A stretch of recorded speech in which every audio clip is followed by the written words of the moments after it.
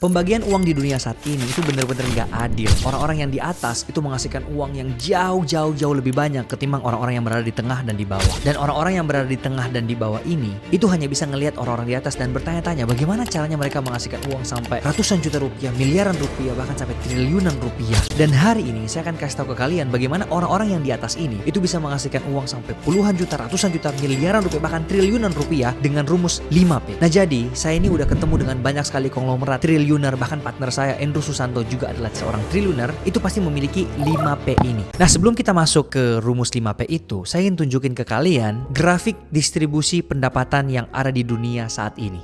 Nah jadi ini lebih merata, tapi gara-gara kita sekarang ada di era teknologi atau di era sosial media nih, maka grafiknya berubah seperti ini, yang sangat-sangat eksponensial, sangat-sangat berbeda. Teknologi dan sosial media merubah segalanya. Oke, sini saya jelaskan dengan grafik yang ada di dunia saat ini. Jadi, kebanyakan orang itu berada di area ini nih.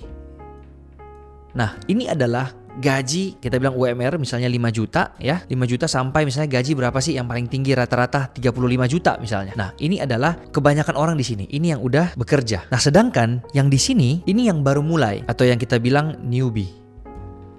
Nah, orang-orang yang ada di sini, ini tuh yang bisa menghasilkan sampai 200 juta, 1M sebulan, sampai mungkin bisa yang sampai 50M sebulan. Nah, kebanyakan orang gagal itu kenapa? Karena misalnya gini, dia sudah ada di industri A, dan dia lagi ada di posisi kerja nih, dia lagi di sini nih. Terus, dia melihat nih, oh di industri B itu ada orang yang sudah sampai di tahap ngerti cara personal brandingnya nih. Dia sudah tahu cara buat uang ratusan juta, miliaran rupiah di industri B. Nah setelah itu dia yang awalnya di sini posisinya lagi kerja, dia pindah ke industri B. Jadinya apa? Dia jadi newbie lagi di sini, ya kan?